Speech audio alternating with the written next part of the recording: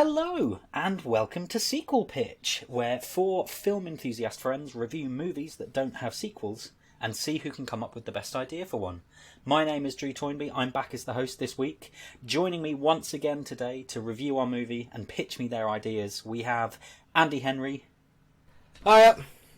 Yep, it's me. Yeah. I wasn't expecting to go first. Sorry, I was doing something else. I was thinking. We also have Matt Rushton. Hello there. And we have Ross Armston. Hello there, everyone. This week, we rather changed our pace in terms of choice of movies. We've moved on from the high-octane action movies of debatable quality. You talking about Rampage? Yes. Don't be slagging off Rampage. Don't be slagging off Rampage. I'll come for you. So, we've decided we've gone back to more family-friendly fare, or, as I kind of realised watching this again as an adult, as family-friendly as a movie about an eccentric recluse trapping, disfiguring, and quite possibly killing four children after creating a global litter and obesity crisis could actually be. We watched 1971's Mel Stewart directed, Gene Wilder starring musical adventure, Willy Wonka and the Chocolate Factory, of course based on the book Charlie and the Chocolate Factory by Roald Dahl.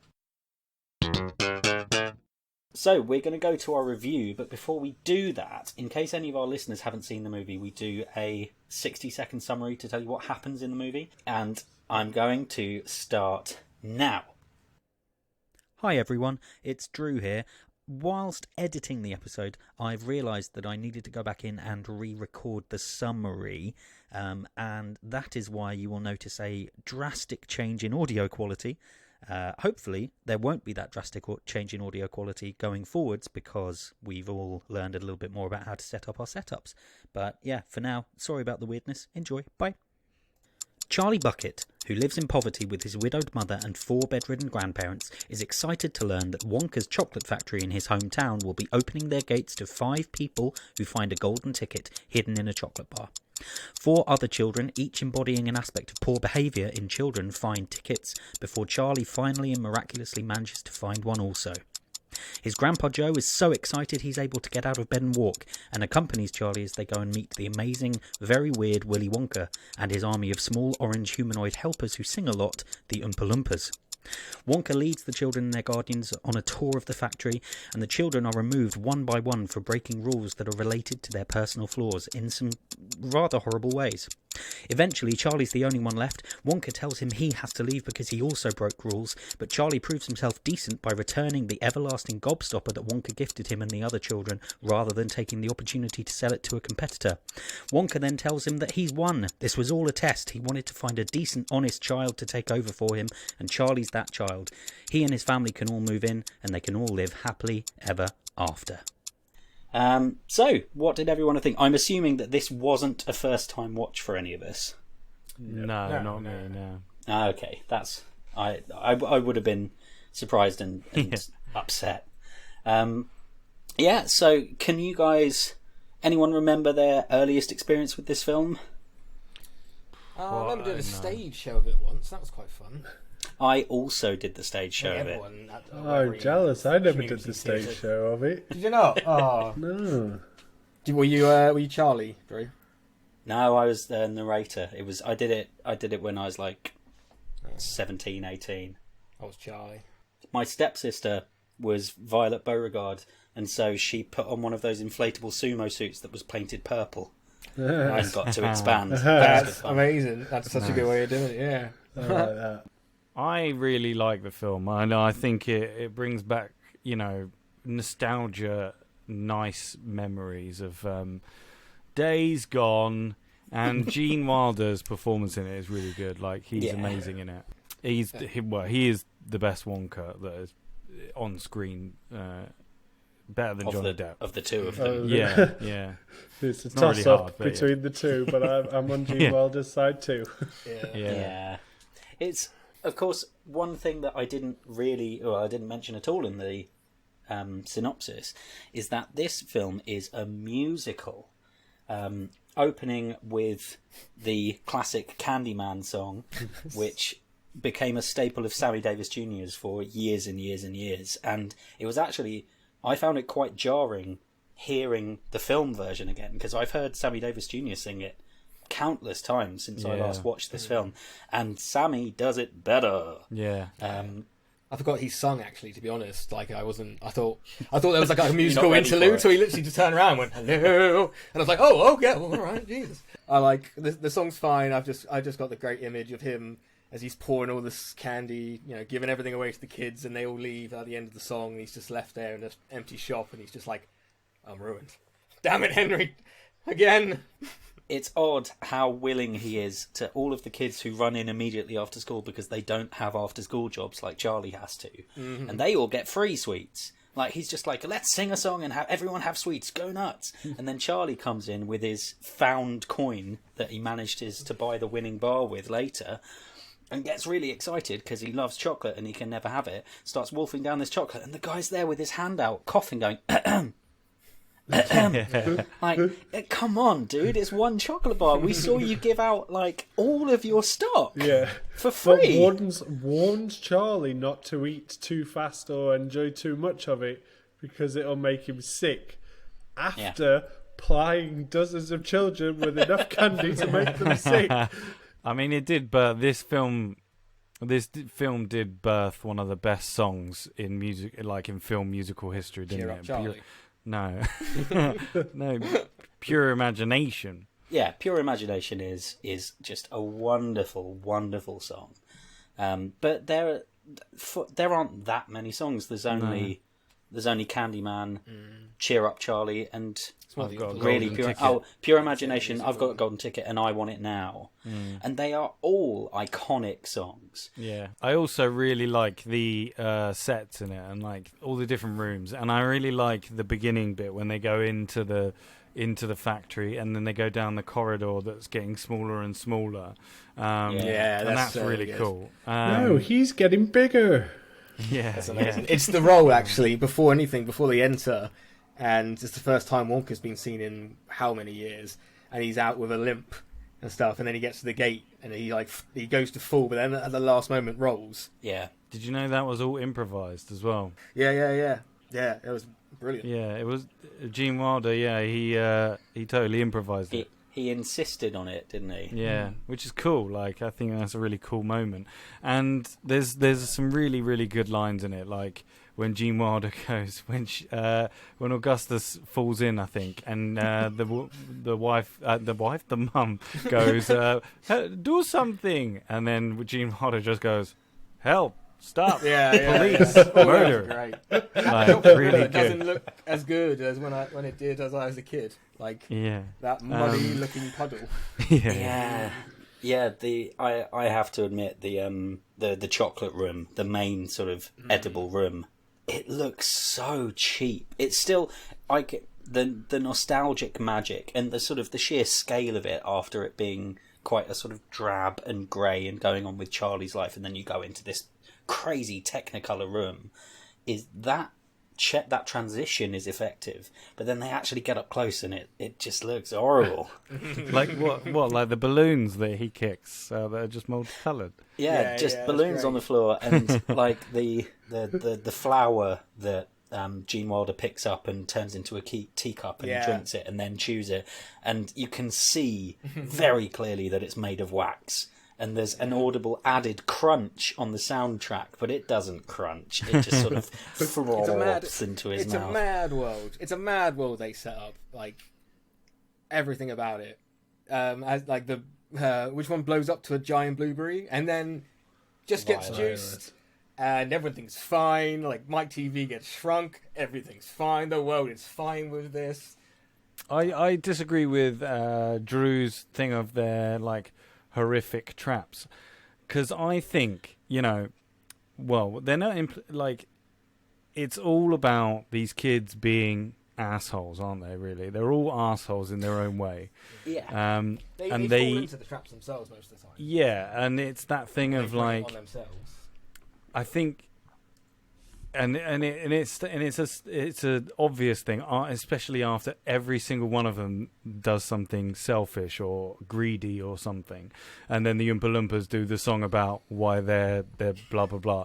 Yeah, I mean, maybe I don't think they died. I mean, I just don't think there's very good health and safety in his factory. I mean, yeah, they look, they put in that line at the end where Gene Wilder says to Charlie, where he's just like, don't worry, they'll all be fine, but they'll just come out a little bit wiser.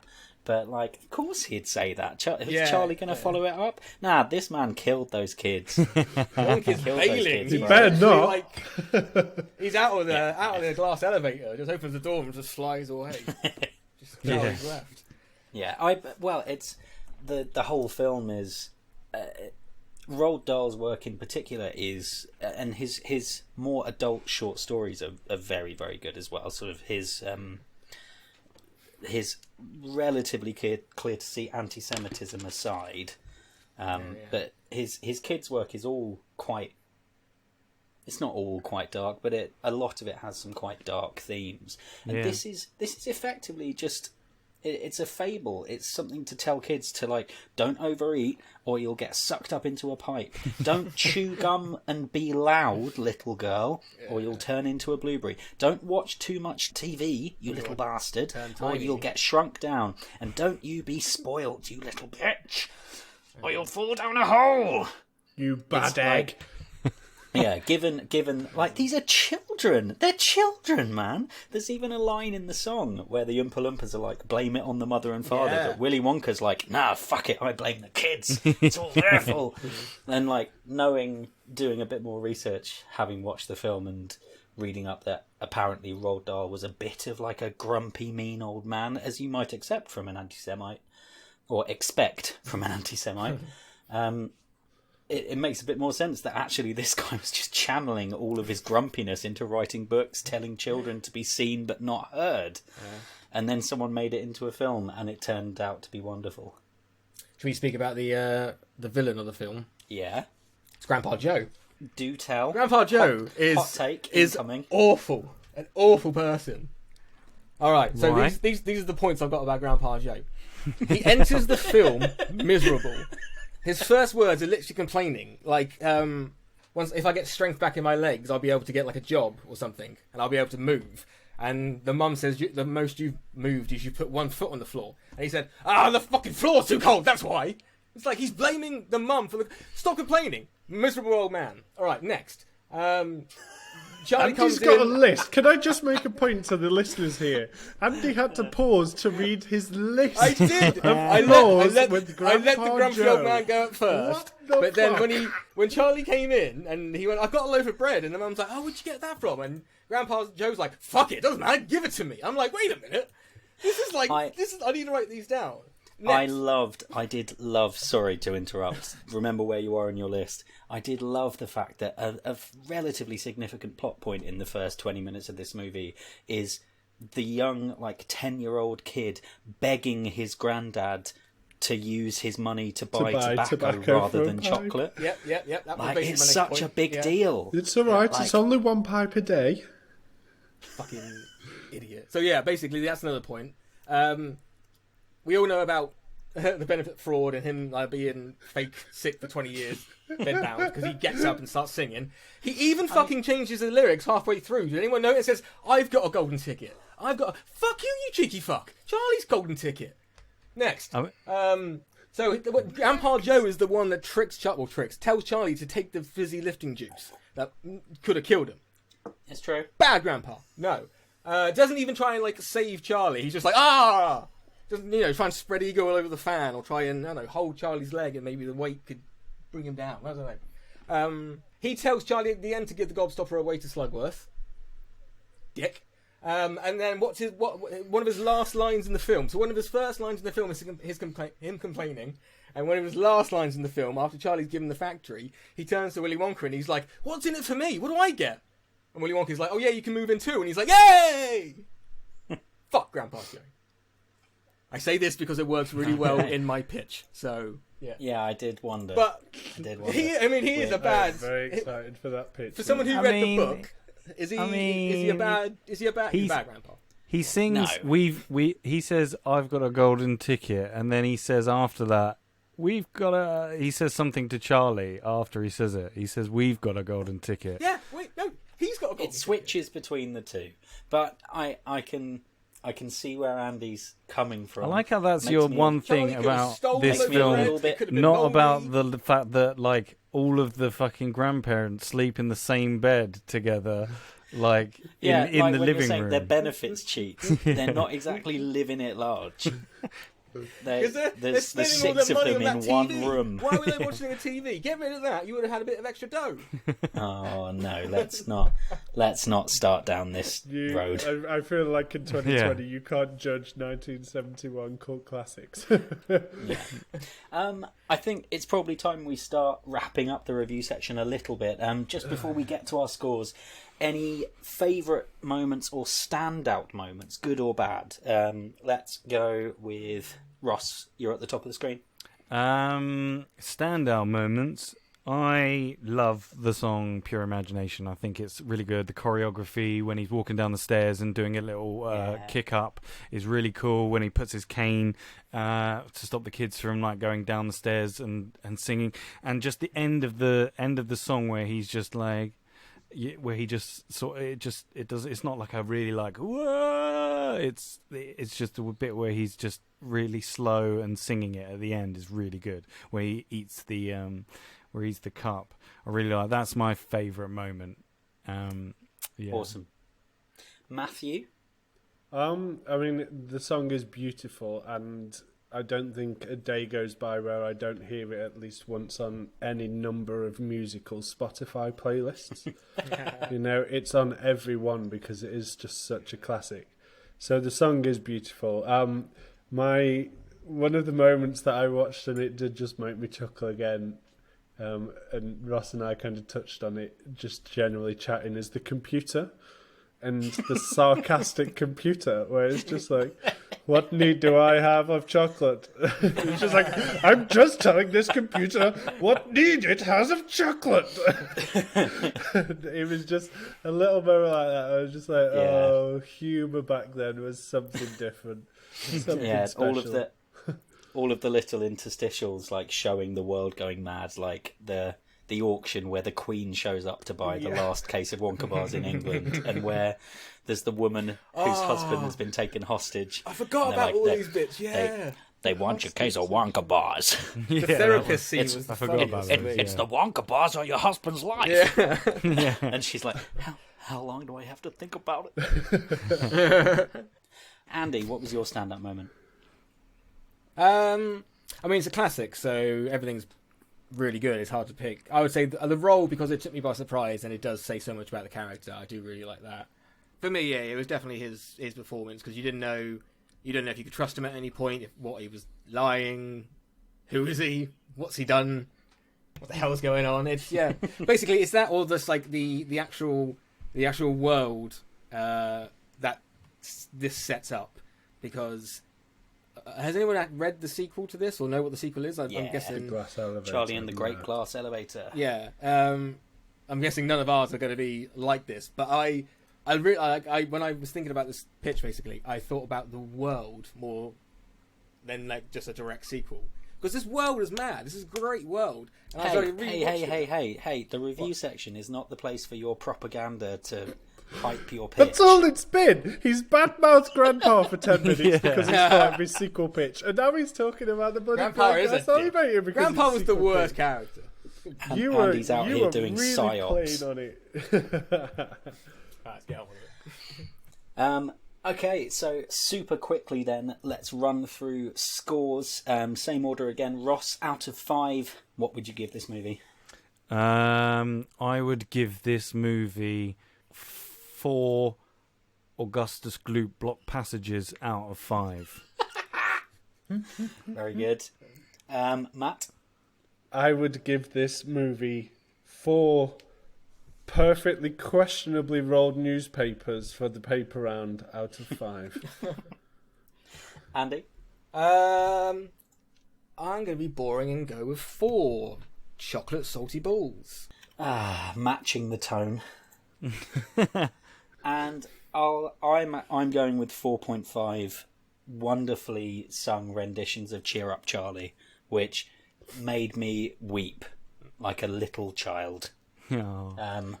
Our highest rated film by a significant margin, Willy Wonka and the Chocolate Factory, comes out at 4.125 stars out of 5. Nice. So, with that, I think it's time to get your sequels pitched. So, the rules of the pitches are really simple. This is more for the audience at home. You guys know what you're doing at this point.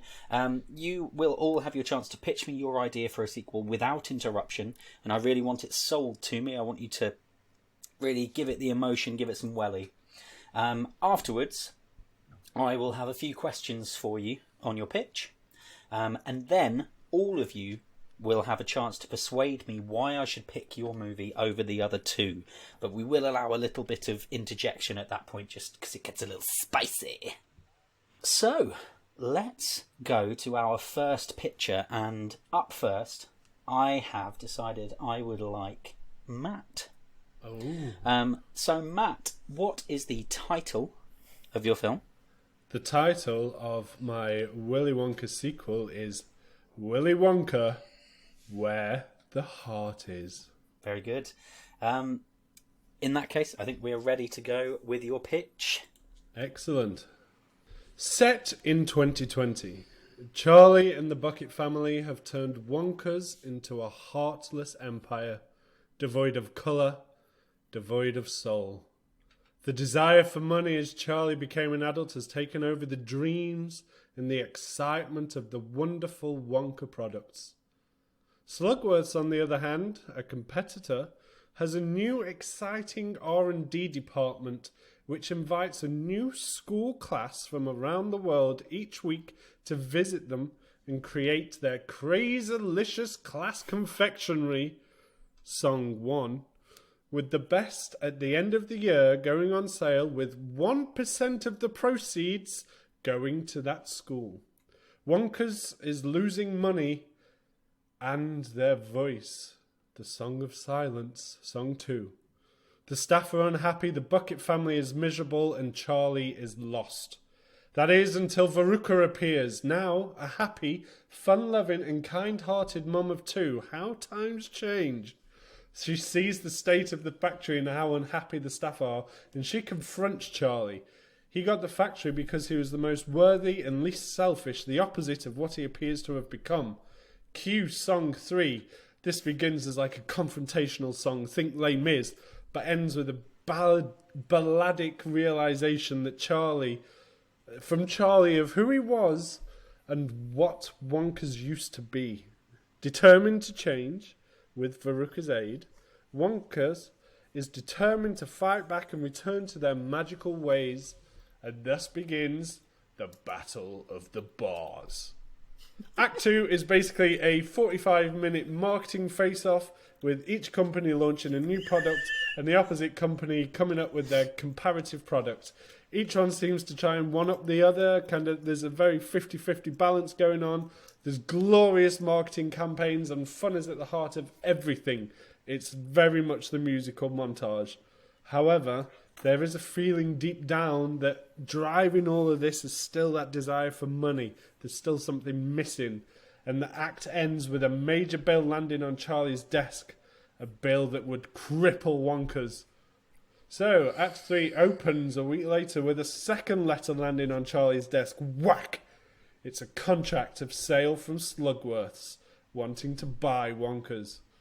A very defeated Charlie takes time to consider the contract, and selling Wonka's to their bitterest chocolate pun rivals, Slugworth's. Well done. Cue the big ballad. Having taken the day and the night to sleep on it, after conversations with the Bucket family and again with Veruca, Charlie is still undecided. He falls into a very restless sleep. Dream sequence! In his sleep, Charlie is visited by the ghost of Grandpa Joe, who sits him down and they have a chat. A heart to heart, if you will. Joe questions Charlie on what the key ingredient for Wonka's chocolate is and why Charlie was given the factory in the first place. The answer, whilst frustrating at first, soon becomes apparent. Love. Nothing more, nothing less. In that, Charlie awakes with a brand new idea. The Grandpa Joe. It's a plain chocolate. There's no frills, no spectacle, no massive marketing campaign. Just a chocolate bar made with love. And you know what? It's a bloody huge success. It breaks world records. It's the fastest selling chocolate bar of all time because it speaks to the people. The Slugworth family is stunned, but they have mad admiration for the buckets. Slugworth and Charlie shake hands with the eyes of the world on them, which feeds into one last major hurrah and crescendo. A rendition of pure imagination, but mixed in with 21st century R&B and electro and drum and bass. It's a huge fucking spectacle, song and dance. The end. Yes, bravo on Bitterest. That was definitely well done. Thanks, I was very proud of myself. Passionate. Well done. Okay, so some questions. Gosh, where to start? Okay. Well, how are you picturing the style for the songs? I really appreciate the titles of all the songs. I really like it. What if you could give me an analogy? Is it primarily inspired by the music of the original film, or is it more updated? I think inspired within reason. I guess there's a few different musicals that you could pull from with things like Waitress and, not necessarily Hamilton, but, it needs to be modern. This is 2020, so we can't go for the classic Willy Wonka vibes. Whilst that music is wonderful, it wouldn't sit with a modern audience. I think it would feel dated. So it's got to pay homage to the vibe and the feel, but it's got to have a bit of 21st century oomph to it. I mean, I think you mentioned Hamilton. I think it's just a given that Lin-Manuel Miranda would be doing the music. So yes, please. There we go. We'll assume he's signed on. The flashback with Grandpa Joe, I like the emotion behind it. How would you achieve that? Because obviously he's not around anymore. No. At first I just pictured it as a voiceover. And in my pitch, I'd actually, I think, just written as a voiceover. But I felt like there could be more to it. Budget depending, we could look at how we could work in a digital transference of a. Maybe he could come in the clouds. Grandpa Joe. There was a Lion King vibe to it. That's where the dream sequence came from, was the Mufasa chat. But I felt like you couldn't go too much down the Disney route. With He Lives in You, especially, the Lion King musical came in at one point. It was like, Grandpa Joe can sing He Lives in You, but it's Wonka he's singing about now. I think it's. I must admit, I would allow some directors' creative freedom with how that scene plays out. That's fair. That isn't the Family Guy scene in my eyes, as we didn't really touch on it. Fair one. So the very, very quick question: what is the nature of the relationship with Veruca? Because she shows up and she's a mum of two. Mm-hmm. Are they just friends? Is it implied that there is more going on there? Does that tie into his redemptive story at all, or is she just there as a friend? It's a good question. I think it's the principle of Veruca's character, more than the relationship between the two, I think, was to highlight that juxtaposition where Veruca, this really bratty, horrible child, has become a real loving, caring, respectful human being, where Charlie has gone down the opposite path. I did consider love interests or deeper relationships. I think that would perhaps detract from the storyline, so I didn't tie that into anything. But again, I feel like I am bringing the pitch. The director could take that and make more of it within reason, but I don't think it should be a focus point. You wouldn't be putting it on the page. I wouldn't necessarily write Cool. it as they are lovers and they both come from broken families. I feel like that paints darker pictures for both, perhaps. I'm 100% with you. That is the way that I would want it to go. I think that's the first film is all about rewarding goodness or punishing badness, depending which way you look at it. But this is all about being open, remembering that people can change, and I really like that. One minor note: Slugworth. The first film obviously sets up Slugworth being the spy who isn't actually Slugworth. In your film, it feels like a tiny bit of a plot hole.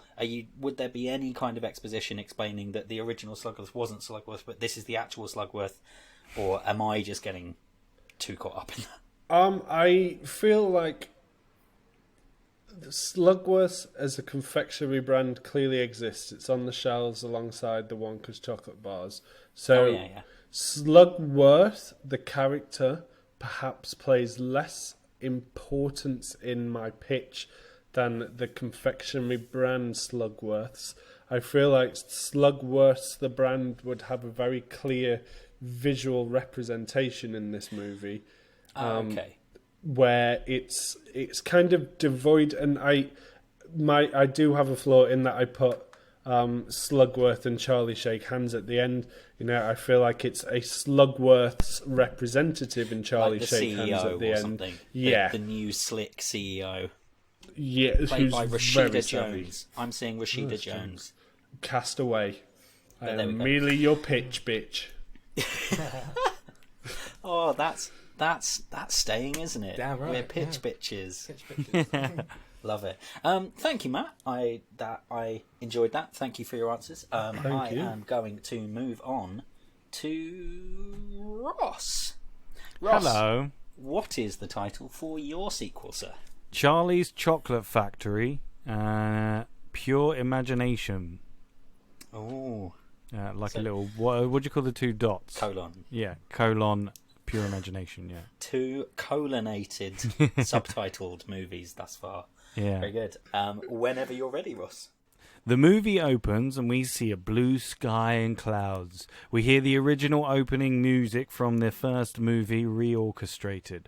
The camera pans down to an English town along a high street, and we see the words England 2020. The camera moves along the street, and we see one shop that reads Charlie's Chocolate Shop. The camera then pans inside the shop, and we are introduced to Charlie, older now, behind a counter. The shelves are full of chocolate, untouched. Charlie is looking through his mail, all the bills that are late in payment. He sadly sings the Candyman song, a cappella. He closes up and heads home. On his way home, he stops outside the gates of the Wonka factory, now closed and looking like it hasn't seen any care in years. On the way, he visits the graves of Grandpa Joe, his other grandparents, and his mother. He talks to them about the struggles he's had after losing the factory, saying that a kid owning a factory was too much pressure, and the lack of interest in chocolate and sweets is affected it as well. He goes home to his one-bed flat, but sees a child sitting on the next doorstep. His clothes raggedy, and he looks much like Charlie did when he was young. He learns that the child has his mother is sick, and he wishes that he could make her feel better, and that she loves chocolate, but he can't afford to buy it. Charlie gives him some that he had in his bag. The eyes of the child light up. Charlie hasn't seen this excitement in a long while. It ignites a passion in him. We hear Gene Wilder's voice say, "So shines a good deed in a weary world." He has an idea. He and the child travel to the factory with an instrumental of "I've Got a Golden Ticket" playing in the background. The factory is run down, cobwebs and dust everywhere. They look around the factory and there's echoes of audio from the first film. Then, all of a sudden, Charlie sees the Oompa Loompas, and learns that they've been living there, surviving on what they can. And they're so glad to see Charlie. They hand him an old book, with Wonka's ideas written on the front. Charlie looks inside and starts to sing Pure Imagination. We then see a montage of them getting the factory up and running, and we get snippets of news shows announcing that Charlie is reopening the factory. Then, once finished, Charlie heads to Wonka's office, sees everything as it was. Half of this, half of that. He sees Wonka's hat and sings the last line of Pure Imagination and dons the hat. The factory is finally ready to start producing all the craziest inventions Wonka had. He invites all the old characters, now parents, back to the factory on opening day. They bring their children who echo them as they were when they were children. They are amazed that he managed to make chocolates and sweets exciting again. He said it was all thanks to the kid next door for igniting his passion again. The end. Sorry, what did he ignite at the end? Their passion. The passion again. He ignited their passion again. Their pashmina. Okay, very good. So, the first film has this quite strong moral message of behave, you little shit, or you'll be punished. That's I'm being a bit harsh, but it is quite moral. What's the message of yours?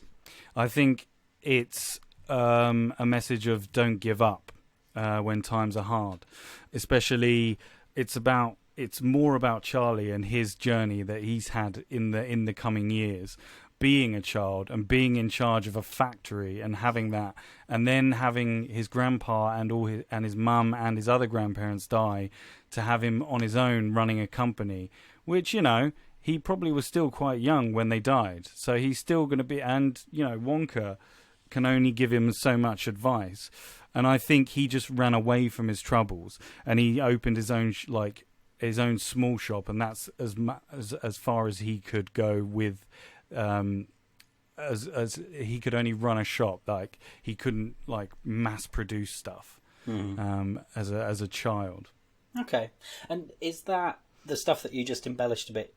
Would you be showing that on screen? Yes, yeah. There would be a lot more scenes in terms of the montages, and maybe there would be more of a journey with this kid rather than just him giving a bit of chocolate. Maybe the kid visits him in the chocolate shop and talks to him about Willy Wonka, and maybe they can reminisce about, and he maybe reminisces and is reminded of that. He could visit the grave of Grandpa Joe again, and I just because obviously I didn't want to go too much into detail, but I want to really work on Charlie, and also I like the fact that I would want to cast Charlie, the original guy who played him, because I think that, yes, I know he hasn't been in any films since he's done, and he's now a veterinarian, but I think there is something in people seeing the original actors playing those roles. Like, I know I talked about it earlier on in the episode, but watching Cobra Kai, it's really popular because you're seeing the original people in the that were in the movies, and now they're adults, and now they've got a lot more. And the actor can echo some of the fact that he was a child when he filmed that, and the pressure that it was being a child and being a star of that movie. Okay, yeah, I can definitely see the poignance in that. The next question: what happened to Willy Wonka? And I perhaps should have asked this of Matt as well, but I'll leave that for you guys to ask him in a bit. What happened? I think that I don't know, actually. You don't know in the film. It's just left completely ambiguous, because I like that you hear his voice occasionally, and there are more sort of direct callbacks to the first film. I like that. It feels like he has a presence. Yeah. And I think it's a valid choice for the audience not to know, because he is such a magical character.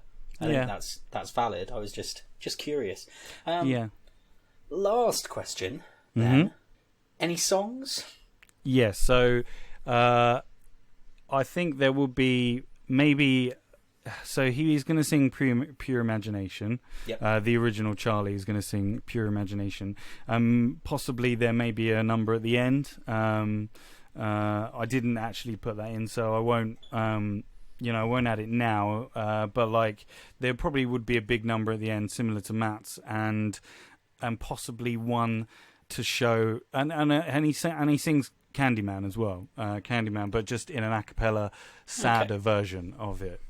So it's not a musical in the same way necessarily that the original was, but the music is still a presence. Yeah, and there's modern the overtures and stuff, and the orchestras are still doing the themes from the original. Like the opening bit is all the same opening music that they use in the first one, but it's just done with 2020 recordings of the same notes and stuff. All right. Very good. Thank you very much, Ross. You're welcome. Last, but by no means least, and I'm definitely the most curious about where this is going. So I'm not gonna explain anything now. I'll leave it to the inevitable questions, but I will just put a disclaimer out of some sort. Okay, right. Mine's different to the others. Okay. Originally, I had one that was quite similar to Matt's, but I say the reason I was going on about like the world, I looked more at the world and what that was given to me. So I'm very curious. What's the title? The title is called Charlie and the Curse of the Chocolate Factory. Jesus Christ. Okay. Just put some faces in your head. There's a bit where we go back to 1971. It's a very short scene. Actor-wise, I think we can get round it by either doing CGI or having everything filmed up from behind, so we never see faces. It's very quick, so it'd be very easy to do. And then so we got Charlie, older Charlie. I'm thinking Tom Holland or Daniel Radcliffe, and then Grandpa Joe, Michael Gambon, or Christopher Lloyd. I'd like to audition for Grandpa. Okay, all right. Okay. Whenever you're ready. So 1986, Charlie, young 20s, unshaven, is slumped over his desk in his office in the chocolate factory wearing Wonka's iconic orange hat and purple coat. He's holding a bottle of chocolate vodka while Grandpa Joe's in the corner heating a bowl of something that looks like drugs. He injects himself while looking Charlie in the eye. Charlie takes a chocolate bar out of his pocket and says, "We've come a long way since I ate my first Wonka bar." 1971, the class elevator lands back in the chocolate factory, and with a quick smoke bomb, Willy Wonka disappears forever. Charlie looks to Grandpa Joe, and Grandpa Joe says, "This is the start of our whole new life." Charlie smiles. We have an Oompa Loompa song, but it's a bit different to the songs in the original. These songs have a darker tone to them. Life instantly changes for Charlie and Joe. Unfortunately, the other grandparents and the mum die in a house fire, but Charlie and Joe are fine. They're suddenly rich, and they have a whole new house to live in. Joe likes what his grandson has inherited. The money goes to Grandpa Joe's head, and he soon starts partying like he did when he was younger. Gambling, drinking, drugs, and women, leaving a 12-year-old boy to run a business, and, as you can imagine, he doesn't do well. Things start to go south. As the years pass, the chocolate factory sales start to fall. Charlie tries everything to try and make a profit, with little to no help from Joe, but he seems to make mistakes at every turn. The once colourful factory quickly turns into a dilapidated mess.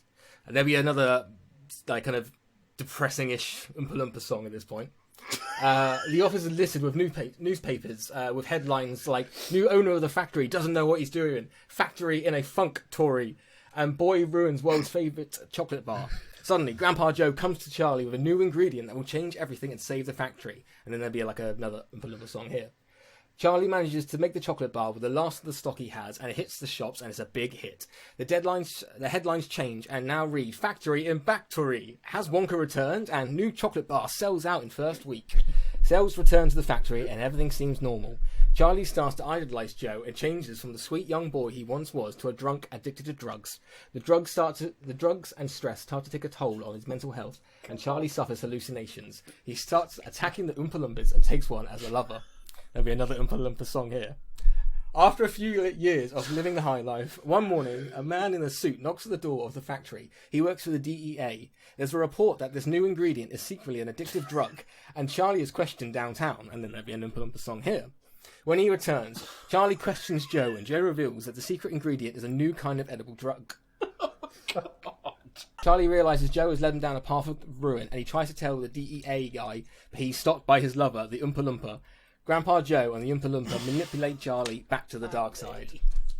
A few years passed as the DEA tries to find out the truth about the secret ingredient, but Charlie goes to great lengths to stay one move ahead. The pressure gets to Charlie, and he catches Grandpa Joe fucking Charlie's Oompa Loompa lover, which causes the two to fight, and Charlie starts choking Joe, only to realise he was hallucinating, and he was actually choking his Oompa Loompa lover. Grandpa Joe enters and says the DEA have found out the secret ingredient, and he's running away, giving the impression that he's leaving Charlie to take the fall. Charlie looks to his dead lover and starts to blame Joe for everything. Joe can't take what he's done to himself and his family, his only family.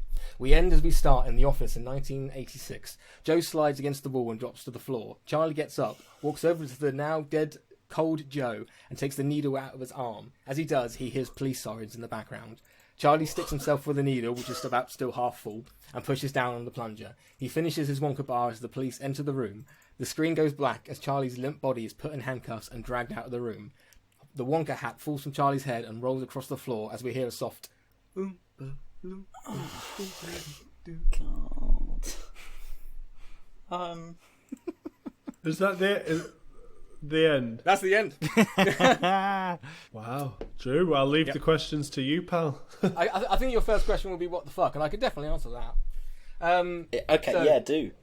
Yeah, so I like this film. I actually, when I rewatched it, I liked it more than I did as a kid because I liked the world. The story's fine, all that lot. And my original pitch was something along the lines of Matt, and it involved heart and love. But that doesn't utilise this mad world where people are just blown up to blueberries and then shrunken down to fucking TV size. It's not reality. I've played into that. But this is also a trilogy. It's going to be a trilogy. So, like, it's going to be it's going to be the story of a man. The first film is when he's a kid, and in a kid everything's basically PG, so everything's light and fluffy. The second film's going to be a 15. This is this one, and everything's going to go dark and shit. And then at 18, when he's a proper adult... This is only a 15? Oh, yeah. What? Requiem for a fucking chocolate bar is only a 15? Yeah. No, this is going to be completely new, basically.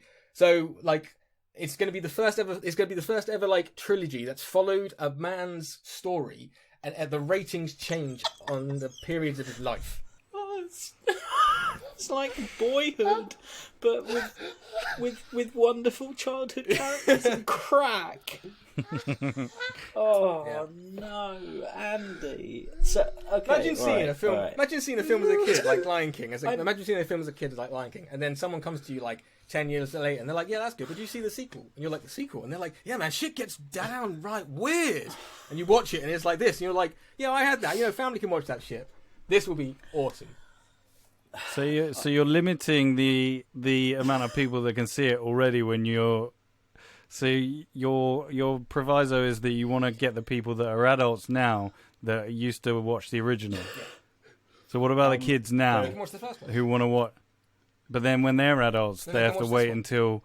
They're not going to watch this one now because they're not old enough. They can have the first one, that's fine. And then when they get older, they're like, "Wait, there's a sequel." There's a sequel, and they watch it, and like 20 years later, they were like, "Oh, there's a sequel to this already 1975 film." Yeah, when they pass 15, they're like, "This is the birthday present, like your dad gets you." There is no way this is a 15. My God, man! All right, so to confirm, you are seeing this as a straight dramatic film. This isn't you going for dark comedy. No, this is slight dark comedy, like black comedy, but it's not littered. It is serious, but obviously the fucking situation would cause some sort of comedic scenes at some point, like dark and stuff. But yeah, no, it's rather than a nice children's story, you've got that. I'm going to continue, and it's just this mad world and this guy's mad story in this mad world. I struggle that yes, it's a fantastical world, and so of all of the fantastical things and magical worlds where the Oompa Loompas could have come from, and flying elevators, you instead choose the magical problem of hardcore intravenous drug use. There's nothing magical about everyone else's. It's not like the drugs aren't like the main thing. It's just what the world can provide. Well, the movie's magical. It's a musical. Yeah, drugs is hardcore real world stuff. This isn't escape. That's not escapism. It is. If you take drugs, it's escapism. That's what you're doing. So, this is not an advert for drugs. People listening at home. Yeah. Do not do drugs. I am. Don't think about this as a sequel. No. It's my job as the host to think about this. Yeah, but I'm telling you this is what I'm giving you. Don't think about anything else. This is like think about the universe and where this film could go. But it's sequel pitch. It's not original idea pitch. It's not original. It's a sequel. It comes as a package with the first film, and as a package. All right, okay. I want you to picture. Imagine that. I mean, DVDs are still a relevant way of consuming media. Imagine you walk into your local Tesco's in Bristol.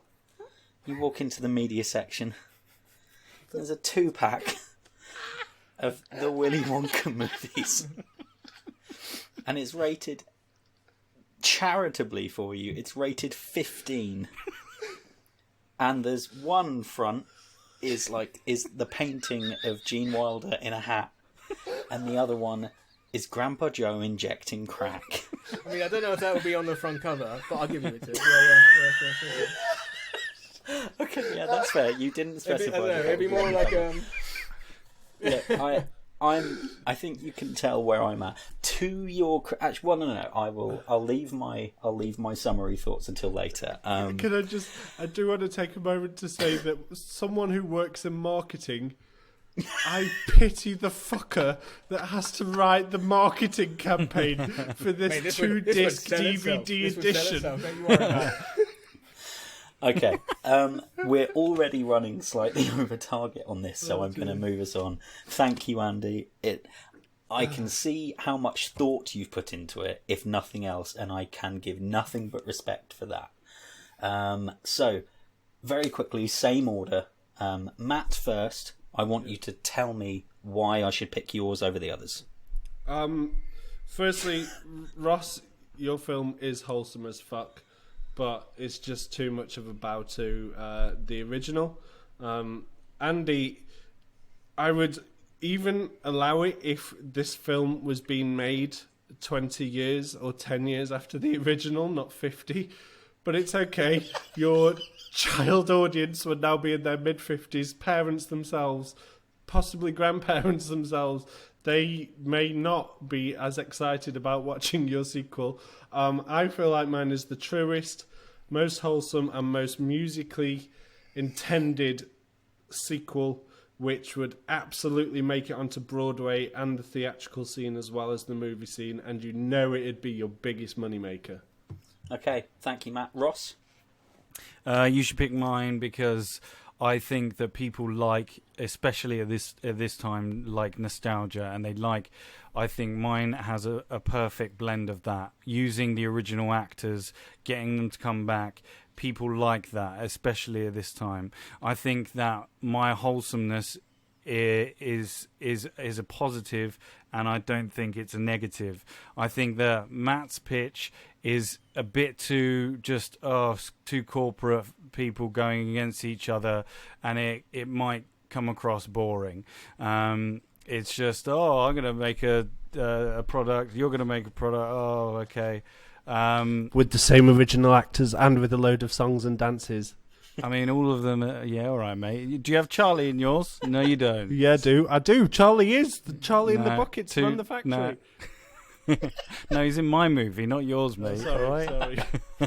And Andy's, it's too far, it's too off the wall for me to pick. I think if you're pitching a children's movie, it needs to at least be in the same vein of being a children's movie as a sequel. I don't think you can do the same. I don't think you can have a wholesome, fun movie and then go on to having scenes where there's someone having sex with an Oompa Loompa. I honestly don't think that would be good in a movie. So that's why you should pick mine. Okay. And last but by no means least, Andy. Yes, mine's different. Mine's dark, but it follows Charlie through dark times. It's a story, basically, what happens if you follow the wrong person. And if they put you in a hole that's too deep for you to climb out of. The first film in itself is ridiculous, so mine actually isn't as ridiculous as it sounds. The other two are just boring and by the book, to be honest. Okay, so my final thoughts. The first thing I'm going to point out is actually how similar all three are. Yeah, we all made the factory fucking... Yeah, it was all three of you. None of you were like, yeah, Charlie and Willy Wonka have to go on a crazy adventure to a magical land to get a new secret ingredient that's going to make healthy chocolate, which is probably where I would have gone with it. I was expecting one courtroom, like, base Charlie on the stand for all these murders or trials or something. It's just an interesting point that theoretically Andy's could be the prequel to either Matt's or Ross's with a few tweaks. I was not expecting that. They were on much more similar lines than I expected to see. Matt, I really like the theme of the movie. I really like the thought that you've put into the 3-act structure and where the songs come in it, and sort of looking at it in terms of how you structure a musical and that the songs are in places where characters change and have realizations and growth. I was very impressed with that. However, I was a little perturbed that Willy Wonka just disappeared and there was no reference to him at all. Ross, I felt that yours was a little thin plot-wise. Not that the movie has to be 2.5 hours long, and with the songs you were talking about and things, I think it could work. And I again, similar to Matt's, I like the theme of overcoming adversity and persevering, and it's interesting to go back, as with Matt's and Andy's, it is interesting to go back and think, oh man, what would it do to a 12-year-old to be given a factory? No, I would point out that, like, all three at the end of the movie, Gene Wilder specifically says, when I move on. He doesn't say, I'm going now. Yeah. He says, I want a kid who I can teach all my secrets to, and then in the future he'll take over. So all three of you, like, huge plot hole. But I have to take off the same amount of points from all three of you, so it makes no difference at that point. And lastly, Andy... You loved it, just face it. Right, so here's the thing. As an actual, honest-to-God, branded by Warner Brothers, now that Warner Brothers own it, after they bought it from Paramount, they, like, branded as Willy Wonka or Charlie and the Chocolate Factory or anything else. Just no. No. But I'm just saying this right now, Andy. I'm really sorry. I cannot let you win. But no, this below our highest rated film, a children's film, cannot become a drug and sex fueled, like, depression drama. I don't see a problem with that. I've got to be honest. But I'm just saying, if I was Netflix and you came to me and said, I want to do, you know how Brightburn was what if Superman was evil, but he's not Superman, he's slightly different. Yeah. If I was Netflix and you came to me and said, I want to do what happened to Charlie Bucket when he messed it all up, but obviously we'll call it all different, I would buy this and make it a dark comedy. Absolutely. I would. But that is the only way I can see it working. Can I just say, Brightburn was the first thing that I thought about too.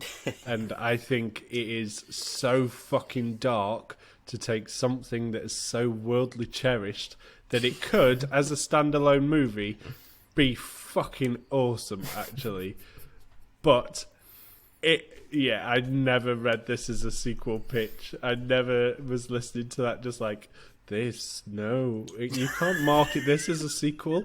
But I fucking respect that you saw the path and you went, nope, and you deviated away from that bad boy, and you refused to follow the grain. So well done you for that. And you justified it, and your justifications made sense. I was impressed with how it went in that direction. This is your honourable mention, because the conditions that I've said, I think it could legit work, but not as an actual honest-to-God sequel. So, I have to pick a winner. And this is really, really tough for me. Because I've explained what I liked about both. And there are a couple of issues that I have with both as well. But ultimately, I think I have to go with Ross. And let me explain why. In terms of the character journeys, like Matt, the work on the songs and the structure and Veruca coming back in, all of that was really great, and I loved it. And you should also be committed. Matt gets an honourable mention as well. You're all winners. But there wasn't enough of Willy Wonka in it, and the spectre of Gene Wilder needs to hang large over this film. Partly you could have because changed Grandpa Joe to Willy Wonka if you were that desperate producer. I know, Just saying, but I gave you your dream sequence. I even said it as dream sequence, so it was even more. I didn't win. But yeah, yes, they. Again, I think I said this on the first one that I hosted. Like, if I could smush yours and Ross's together, then I would. But as I have to pick one, it's Ross, because I want Gene Wilder to have a presence in the film, primarily for just the emotional connection to the first film, but also thinking ever so slightly cynically about the finances of it all. This movie is 50 years old this year. We didn't actually even comment on that. It's a 50-year-old movie. And so a lot of the people who are going to go and see it are going to be older, because they're going to be going for the nostalgia. And I think that piling on the nostalgia is actually the way to go with this one. So there we go. And Congrats, Andy and Matt, valiant efforts for entirely different reasons. But well played, everyone. But that means Ross will be our host next episode. So, Ross, have you been having a look at the list of movies? Yes. We, next week, are going to be doing the 2012 Colin Farrell Total Recall. Oh goodness gracious. Dipping me. into that sci-fi. Okay. Sci-fi, here we go. That's just a huge sigh from everyone in attendance. Just like, oh. So, yeah. Cool. Get your sequels pitched for next week. In future, Fantastic. It is available on Netflix UK. Fantastic. So if you guys want to watch it before next week, check it out on Netflix UK or VPN it, either one, you know. It's not illegal to suggest that. That's fine. Yeah. It's all Oh, good. sorry. Don't do that. No, Do no, not do that. No, I mean that. That came out really sarcastic. I genuinely don't think it is illegal. Oh, okay. Otherwise, All right. the people wouldn't be able to buy them. So there we go. To suggest it, it's Yeah, legal to pirate it. Everybody. Yes. So that is it for episode 4. A quick point, the first couple of months of a podcast life are really important for reaching new people and sort of getting out there. So if you've enjoyed listening to what we've done already, we would appreciate it so much if you could drop us a review if you're using Apple Podcasts, or subscribe wherever you're listening. And you can have our episodes show up as soon as they come out, and drop us some feedback on Twitter @SequelPitch, or on our Facebook or Instagram pages. So, with that, it is goodbye from Andy. Oh, fucking Total Recall. This is going to be mental.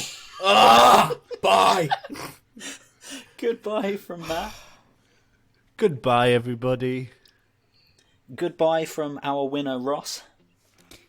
Come with me and you'll be in the 1 win out of 4, 'cause I am the champion. And goodbye from me.